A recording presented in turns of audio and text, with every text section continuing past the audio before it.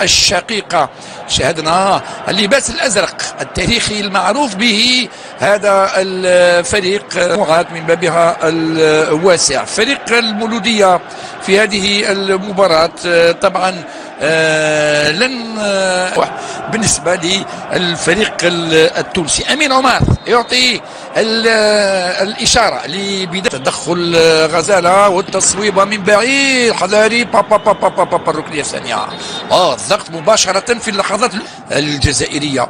كرة لنعيجي على الجهة اليمنى. يا رضا حليمية تروح كيبري يدخل منطقة العمليات. كرة ما خرجتش ما يتابعش. لا خرجت ولكن احسن ما فعل طبعا الخروج في او المتابعه. ما فيش وضعيه تسلل. شوف هنا بايزيد الخضراء والحمراء للمولوديه. كره تونسيه التصويبه من بعيد. حذاريه موالي لما توفيق مباراة في كاس افريقيا. وكره للمولوديه. زقران التصويبه في العمق تروح لبايزيد. هاو زكريا ممتازه راح بايزيد يسجل. بايزيد ما لحقهاش تقريبا. زولان لا يسترجعها. وكره جا اليمنى جانبيه في العمق والتغطيه.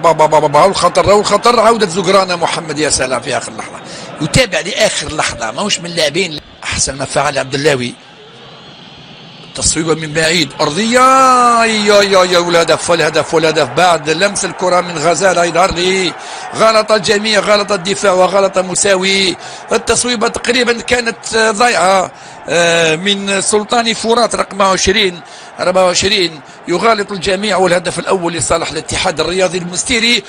قلت قبل قليل والكتله اللي في كل مره ترجع خلت الفريق التونسي هذه المحاوله الثالثه في التصويب من بعيد. شوف في هذه اللحظات بين الاتحاد الرياضي المنستيري ومولوديه الجزائر في اطار مباراه الهدف الثاني. هي كره لصالح المولوديه في العمق.